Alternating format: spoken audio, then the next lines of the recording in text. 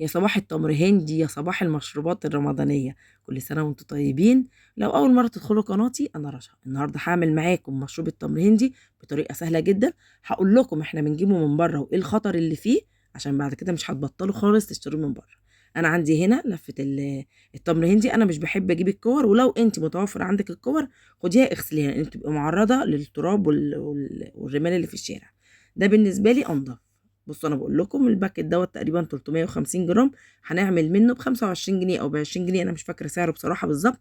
هنعمل منه، انا بجيب الكيس ب 10 جنيه، هنعمل منه اكياس كتير، وهنعملها كمان خام تقدري ان انت تخففيها.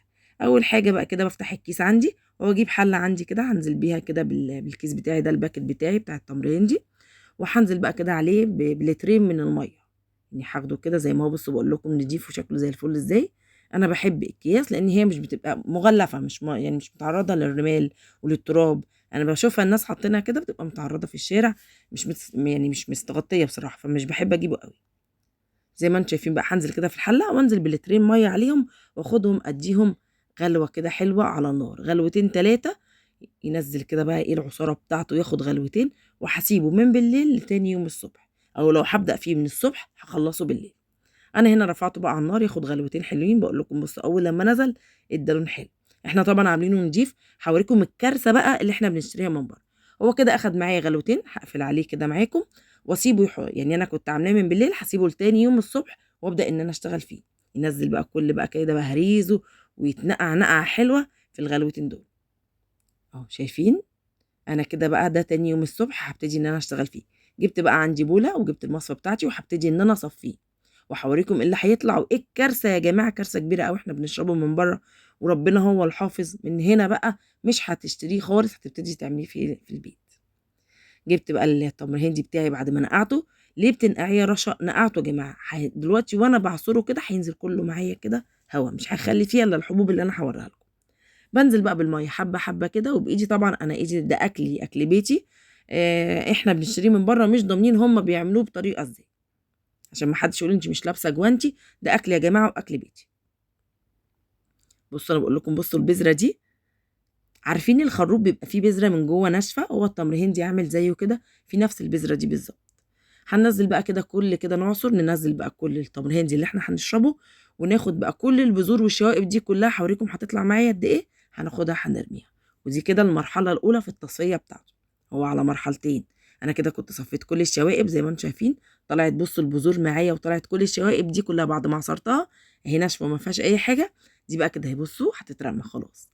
نيجي بقى للمرحله التانيه. هتجيبي عندك شاشه كده بيضه، اي شاشه انت بتستخدميها مخليها للمطبخ بتصفي فيها الاكل، بتعملي فيها الكسكسي اي حاجه. شاشه هي بيضه قدامكم. هجيب البلاستيكه بتاعتي وهنزل حبه حبه، وهوريكم بقى الكارثه اللي احنا بنشربها وبنستمتع بيها واحنا بنشربها من بره. من النهارده مش هتعملي خالص التمر الهندي ده، مش هتشتريه من بره، هتعمليه في بيتك وهتدعي لي ان شاء الله دعوه حلوه واحنا في رمضان. باخد بقى كده بصفي وهوريكم وانا بنزل حبه حبه. هوريكم دلوقتي يا جماعه منظر بجد صعب. بجد احنا كل دوت احنا بنشربه لما بنشتريه من بره. طبعا انا المرحله الاولى شلت منه البذور والشوائب. تاني مرحله لازم اصفيه بقى من الشوائب اللي هي بقى اللي مش بتبان، اللي احنا بنشربها ومش بنحس. لا هوريكم هتطلع قد ايه يا جماعه دلوقتي.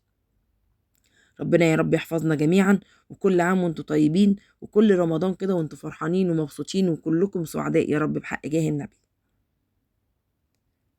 بصوا بقى هبتدي ان انا اصفي، او بصوا بينزل، او بصوا بقى ده بقى الكارثه اللي بتطلع. بصوا شايفين؟ دي كارثه بتطلع. كل ده احنا بنشربه في المشروبات اللي احنا بنجيبها من بره. مش بيصفوا بقى التصفيه بقى زي ما احنا ما بنعمل بقى، لا هي اول مره وخلاص. انما المره التانية دي كل الكارثه دي بتنزل بقى، بتعمل لنا حصاوي، بتعمل لنا امراض. يعني ربي يحفظنا يا رب. فانا كده بقى بصوا مطلعه كمان والله العظيم. الشاشه كانت مليانه، انا وريتكم بس جزء عشان اوريكم كل الحاجات دي احنا بنشربها. يعني ربنا ما يجيب لناش حاجه وحشه يا رب. انا عايزاكم تعملوا كل حاجتكم في البيت. ايه رايكم؟ حاجه كده بقى روعه. واشربوا بقى التمر هندي وادعوا لي، لان في ناس كتير سالتني على طريقته بتستصعبه ومش بتعرف تعمله. طريقته سهله جدا، اعمليه ما فيهوش اي حاجه خالص. انا جبت بقى هنا بعد ما صفيته تاني مره وطلعت منه الشوائب دي. انت ليه يا رشا ماليه كده الشفشق بتاعك مش ماليه كله؟ لان هو معايا مركز.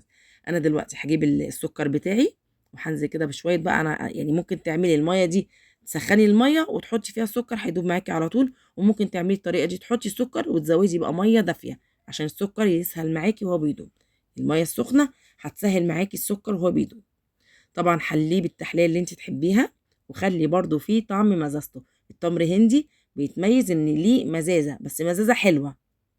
وهنا بقى هكمل، هنزل بالسكر بالكميه اللي انا عايزاها، وهجيب بقى الميه المغليه بتاعتي وازود بيها التمر هندي بتاعي. وكل لما هلاقيه لسه خام هزوده كمان. على فكره انا بعد ما زودته كده وشيلته في الاكياس برضه هو عايز يتزود تاني. عايزه اقول لكم ان الباكت ده اداني كتير قوي، فانا بدل ما بشتري الكيس ب 10 جنيه عملت الكميه دي كلها ب 20 جنيه. ايه رايكم؟ يا رب كده بقى الفيديو يعجبكم. الابيض اللي طالع فوق الوش دوت لان السكر بتاعي السكر اللي هو سكر القصب التقيل، فتلاقوه كده بيعمل الابيض دوت. ما تقلقوش من اي حاجه، شيلوه او تشربيه كده ما فيهوش اي حاجه خالص.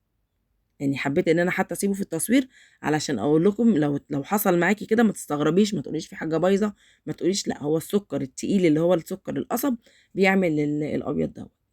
واشربيه وبألف هنا، وادعي لي كده دعوه حلوه كده منك في رمضان. يا رب كده يخليكم ليا وانزل لكم كل حاجه حلوه زيكم.